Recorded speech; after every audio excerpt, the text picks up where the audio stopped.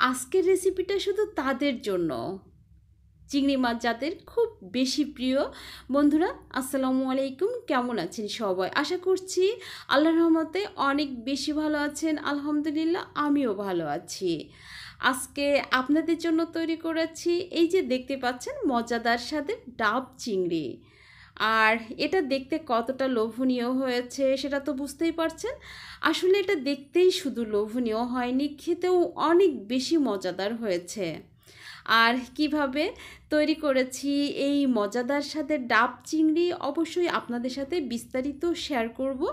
বন্ধুরা তার আগে আপনাদের কাছে আমার ছোট্ট একটা রিকোয়েস্ট, সেটা হচ্ছে আমার রেসিপিগুলো যদি আপনাদের পছন্দ হয়ে থাকে তাহলে আমার চ্যানেলটি সাবস্ক্রাইব করে দিবেন আর পাশে থাকা বেল আইকনটিও প্রেস করে রাখবেন, তাহলে আমি নতুন নতুন ভিডিও আপলোড দেওয়ার সাথে সাথে নোটিফিকেশন পৌঁছে যাবে আপনাদের মোবাইল ফোনে, তখনই আমার রেসিপিগুলো দেখে নিতে পারবেন। তাহলে আর দেরি নয়, চলুন দেখে নেওয়া যাক কীভাবে তৈরি করলাম আজকের ডাব চিংড়িটি। আর এই যে দেখতেই পাচ্ছেন আমি এখানে নিয়েছি চিংড়ি মাছ নিয়েছি 500 গ্রাম। চিংড়ি মাছগুলো আমি ভালো করে কেটে ধুয়ে পানি ঝরিয়ে নিয়েছি। দেখুন মাছগুলো কিন্তু মাশাআল্লাহ অনেক সুন্দর। আর এখানে নিয়েছি 1 কাপ নারিকেলের দুধ, এটা খুব ঘন করে তৈরি করে নিয়েছি। আর এখানে দেখতে পাচ্ছেন আমি কাঁচা মরিচের সাথে কালো সরিষা বেটে নিয়েছি আর নিয়েছি পোস্ত দানা বেটে, এই যে দেখুন। আর এখানে যে মশলাগুলো দেখতে পাচ্ছেন আমি আপনাদেরকে একটু দেখিয়ে দিচ্ছি। এখানে আছে 1টা তেজপাতা, 2টা দারুচিনি আর 2টা এলাচ।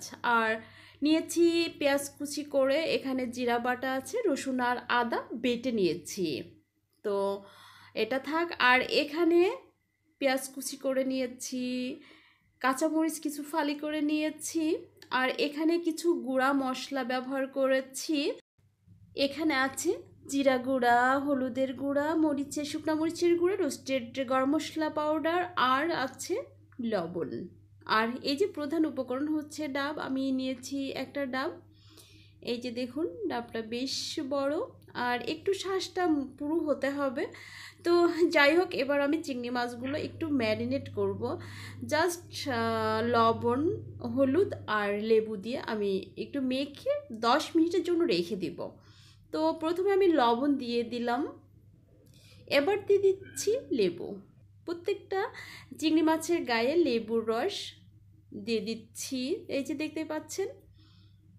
এবার দিয়ে দিচ্ছি হলুদ। তো যাই হোক, এগুলো আমি ভালো করে এই যে দেখুন মেখে নিয়েছি, রেস্টে রেখে দিব 10 মিনিটের জন্য। এবার আমি একটা ফ্রাই প্যান দিয়ে দিয়েছি চুলায় আর দিয়ে দিচ্ছি সয়াবিন তেল। তেল গরম হয়ে গিয়েছে, এবার পেঁয়াজ কুচিগুলো দিয়ে দিলাম, গোল্ডেন করে ভেজে নিব। আর এই যে দেখতে পাচ্ছেন পেঁয়াজগুলো কিন্তু গোল্ডেন করে ভেজে নেওয়া হয়ে গিয়েছে। এবার আমি বাকি মশলাগুলো দিয়ে দিচ্ছি তেজপাতা, দারুচিনি আর এলাচ। এবার দিয়ে দিচ্ছি রসুন আর আদা যেটা বেটে রেখেছিলাম, দিয়ে দিচ্ছি জিরা বাটা,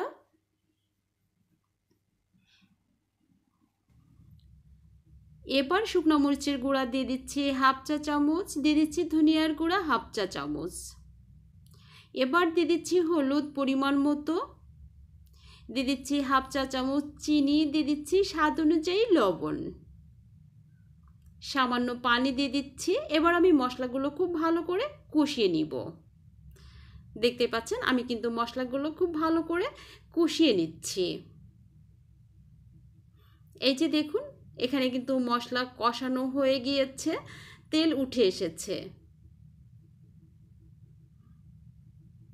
তো এই পর্যায়ে চুলাটা আমি অফ করে দিব।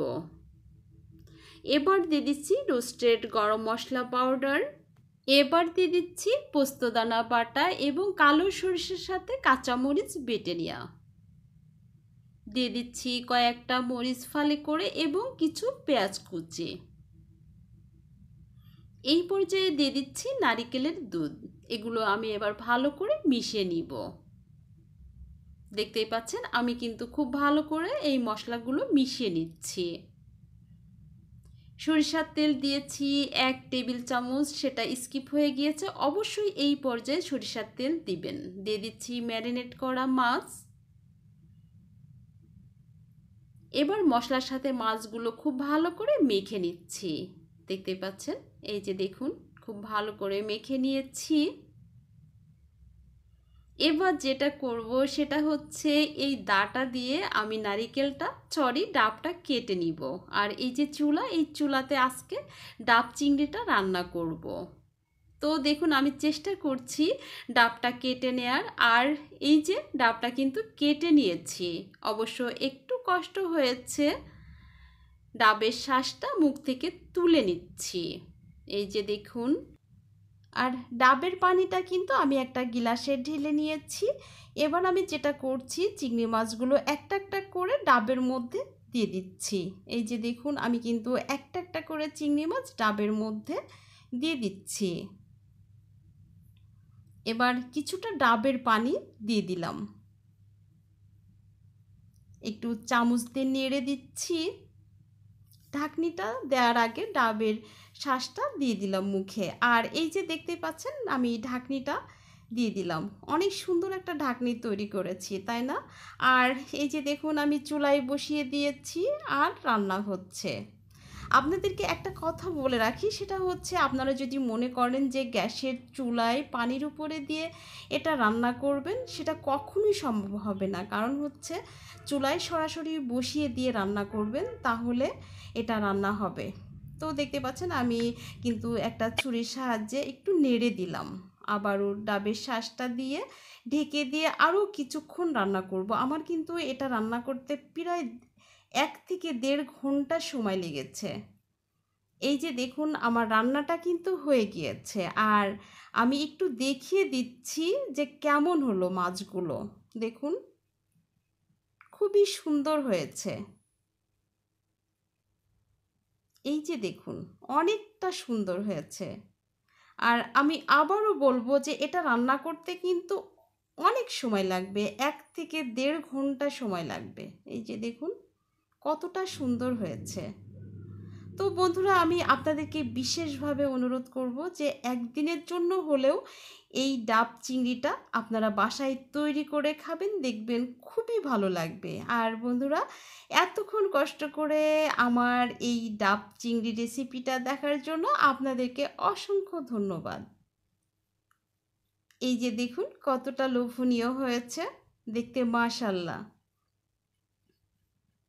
তো যাই হোক, আজকের মতো আমি বিদায় নিচ্ছি। আবারও দেখা হবে নেক্সট কোনো রেসিপিতে। সে পর্যন্ত সবাই ভালো থাকবেন, সুস্থ থাকবেন। আপনাদের জন্য অনেক অনেক দোয়া রইল, আমার জন্য একটু দোয়া করবেন। আমি নিম্নি, খোদা হাফেজ।